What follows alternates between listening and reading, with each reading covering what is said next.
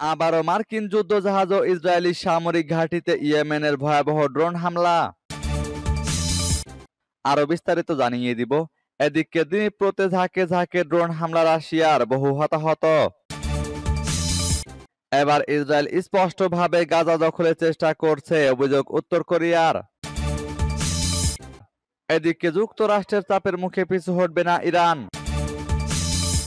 আরো জানিয়ে দিব, এবার গাজায় অনির্দিষ্টকাল সেনা রাখার ঘোষণা ইসরায়েলের। এদিকে পারমাণবিক বোমার মালিক হওয়া থেকে দূরে নেই ইরান। এবার ইসরায়েলি বর্বর হামলায় পরিবারের 10 সদস্য সহ সাংবাদিক নিহত। এবং সর্বশেষে জানিয়ে দিব, এদিকে ট্যাঙ্ক বিধ্বংসী ক্ষেপণাস্ত্রের শীর্ষে ইরান দাবি রিপোর্টে। শুনছিলেন সংবাদ শিরোনাম, এখন বিস্তারিত। তবে তার আগে অনুরোধ থাকবে, এই ভিডিওতে একটি লাইক দিন এবং কমেন্টস করে জানিয়ে দিন আপনি কোন জেলা থেকে বা কোথায় থেকে আমাদের সাথে যুক্ত রয়েছেন। এবং সংবাদের সর্বশেষ গুরুত্বপূর্ণ আপডেট পেতে চ্যানেলটি সাবস্ক্রাইব করে আমাদের সঙ্গেই থাকুন। আবারও মার্কিন যুদ্ধজাহাজ ও ইসরায়েলি সামরিক ঘাঁটিতে ইয়েমেনের ভয়াবহ ড্রোন হামলা। ইয়েমেনের সশস্ত্র বাহিনী লোহিত সাগরে একটি মার্কিন যুদ্ধজাহাজ ও তেল আবিবের কাছে ইসরায়েলি সামরিক ঘাঁটি লক্ষ্য করে নতুন করে ড্রোন হামলা চালিয়েছে। বুধবার এক বিবৃতিতে ইয়েমেনি সেনাবাহিনীর মুখপাত্র ব্রিগেডিয়ার জেনারেল ইয়াহিয়া সারি এ তথ্য জানান। তিনি বলেন, অধিকৃত জাফার অঞ্চলে অবস্থিত একটি ইসরায়েলি সামরিক ঘাঁটিতে ড্রোন হামলা চালানো হয়েছে, যা সফলভাবে বাস্তবায়ন হয়েছে। ইয়েমেনি মুখপাত্র জানান, এছাড়াও ইয়েমেনি বাহিনী উত্তর লোহিত সাগরে অবস্থান করা মার্কিন বিমানবাহী রণতরী ইউএসএস হ্যারি ট্রুম্যান সহ শত্রুপক্ষের কয়েকটি যুদ্ধজাহাজ লক্ষ্য করে একাধিক ড্রোন হামলা চালিয়েছে। এই হামলায় লক্ষ্যবস্তুগুলো সুনির্দিষ্টভাবে আঘাতপ্রাপ্ত হয়েছে। তার ভাষায়, এই হামলাগুলো নিপীড়িত ফিলিস্তিনি জনগণ ও তাদের সাহসী মুজাহিদিনদের প্রতি সংহতি প্রকাশের অংশ। এটি গাজায় চলমান গণহত্যার প্রতিক্রিয়া। ইয়াহিয়া সারি এ সময় জোর দিয়ে বলেন, ইয়েমেন একটি অপরাজয় জাতি। আমরা আমাদের ফিলিস্তিনি ভাইদের পাশে দৃঢ়ভাবে থাকব। এদিকে দ্বীপ্রতে ঝাঁকে ঝাঁকে ড্রোন হামলা, রাশিয়ার বহু হতাহত। দক্ষিণ পূর্ব ইউক্রেনের দ্নিপ্র শহরে ব্যাপক ড্রোন হামলা চালিয়েছে রাশিয়া। এ ঘটনায় এক শিশু সহ অন্তত 3 জন নিহত ও 30 জন আহত হয়েছেন। বুধবার স্থানীয় সময় সন্ধ্যায় এ হামলা চালানো হয়। বৃহস্পতিবার দিনীপ্রর আঞ্চলিক গভর্নরের বরাত দিয়ে এক প্রতিবেদনে এই তথ্য জানিয়েছে বার্তা সংস্থা রয়টার্স। টেলিগ্রাম মেসেজিং অ্যাপে দিনীপ্রপেট্রোভস্ক অঞ্চলের গভর্নর সেরহি লিসাক বলেন, 3 জন নিহতের পাশাপাশি 5 জন শিশু সহ 30 জন আহত হয়েছেন। 16 জনকে হাসপাতালে চিকিৎসা দেওয়া হচ্ছে। ড্রোন হামলায় কয়েকটি গাড়ি, শিক্ষা প্রতিষ্ঠান, ভবনের জানালায় অগ্নিকাণ্ডের সূত্রপাত হয়। দিনীপ্র মেয়র বরিস ফিলাটভ বলেন, পৌরসভার অফিসের 100 মিটারের মধ্যে একটি হামলা হয়েছে। কমপক্ষে 15টি ভবন ক্ষতিগ্রস্ত হয়েছে। এছাড়া একটি ছাত্রাবাস, শিক্ষা প্রতিষ্ঠান এবং একটি খাদ্য প্রক্রিয়াকরণ কারখানাও ক্ষতিগ্রস্ত হয়েছে। এবার ইসরায়েল স্পষ্টভাবে গাজা দখলের চেষ্টা করছে, অভিযোগ উত্তর কোরিয়ার। ইসরায়েল স্পষ্টভাবে ফিলিস্তিনি ভূখণ্ড গাজা দখলের চেষ্টা করছে বলে অভিযোগ তুলেছে উত্তর কোরিয়া। পাশাপাশি গাজা উপত্যকাটিতে নতুন করে শুরু করা ইসরায়েলি হামলার সমালোচনাও করেছে পিয়ংইয়ং। গত 18 মার্চ যুদ্ধবিরতি ভেঙে ইসরায়েলি সেনাবাহিনী গাজায় পুনরায় হামলা শুরুর পর উত্তর কোরিয়ার রাষ্ট্রীয় পরিচালিত কোরিয়ান সেন্ট্রাল নিউজ এজেন্সি এই মন্তব্য করেছে। গত 2রা মার্চ থেকে গাজা ক্রসিং বন্ধ করে দিয়েছে ইসরায়েল, যার ফলে ত্রাণ ও জরুরি সহায়তাবাহী ট্রাক প্রবেশ বন্ধ হয়ে গেছে উপত্যকাটিতে। খাদ্য অভাবে মানবেতর জীবনযাপন করছে ফিলিস্তিনিরা। কেসিএনএ ইসরায়েলের এলাকা চুরির উচ্চাকাঙ্ক্ষা পোষণের নিন্দা জানিয়ে বলেছে, দেশটি এখন আর ফিলিস্তিনে আধিপত্য বিস্তারের তার উদ্দেশ্য গোপন করছে না। যুদ্ধ শেষে গাজা মার্কিন যুক্তরাষ্ট্রের কাছে হস্তান্তর করা হবে বলে প্রেসিডেন্ট ট্রাম্পের মন্তব্যের কথা উল্লেখ করে প্রতিবেদনে ওয়াশিংটনকে অভিযুক্ত করা হয়েছে ইসরায়েলকে গাজা সম্পূর্ণ দখলের নির্দেশ দেওয়ার জন্য।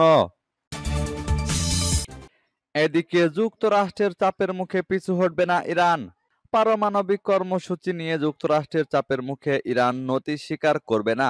যুক্তরাষ্ট্রের প্রেসিডেন্ট ডোনাল্ড ট্রাম্পের বিশেষ দূত স্টিভ উইটকফ বলেন, ওয়াশিংটনের সঙ্গে চুক্তি করতে চাইলে তেহরানকে অবশ্যই তার ইউরেনিয়াম সমৃদ্ধকরণ সহ পারমাণবিক সমৃদ্ধকরণ কর্মসূচি সম্পূর্ণ বাতিল করতে হবে।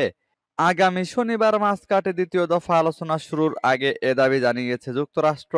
গতকাল এক প্রতিবেদনে এ খবর জানিয়েছে মার্কিন সংবাদ মাধ্যম নিউ ইয়র্ক টাইমস। তবে ইরান বলেছে, ইরানের ইউরেনিয়াম সমৃদ্ধ করার অধিকারের বিষয়টি বাতিল করা নিয়ে আলোচনা করা যাবে না। গতকাল ইরানের পররাষ্ট্রমন্ত্রী আব্বাস আরাঘচি এ কথা বলেন। উইটকফের মন্তব্য তার আগের দিন করা মন্তব্যের সঙ্গে সাংঘর্ষিক। কারণ উইটকফ আগের দিন বলেছিলেন, ইরান শক্তি উৎপাদনের জন্য যদি খুব কম পরিমাণে ইউরেনিয়াম সমৃদ্ধ করে তাহলে তাতে যুক্তরাষ্ট্রের আপত্তি থাকবে না।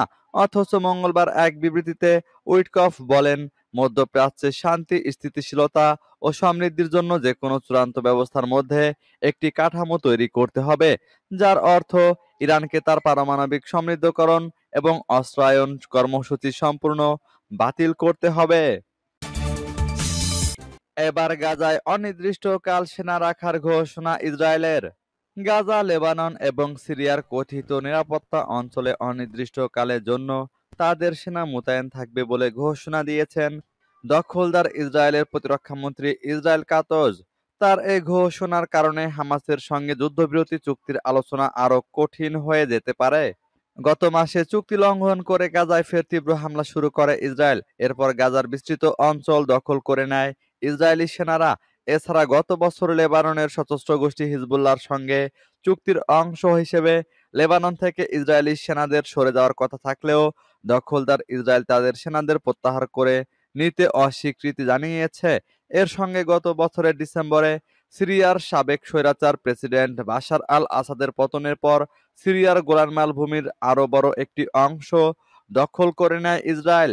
সূত্র এপি ও আরব নিউজের। এইদিকে পারমাণবিক বোমার মালিক হওয়া থেকে দূরে নেই ইরান, দাবি রিপোর্টে। পারমাণবিক বোমার মালিক হওয়া থেকে ইরান খুব বেশি দূরে নেই বলে মন্তব্য করেছেন জাতিসংঘের পারমাণবিক কর্মসূচি পর্যবেক্ষক, আন্তর্জাতিক আণবিক শক্তি সংস্থার প্রধান রাফায়েল গ্রোসি।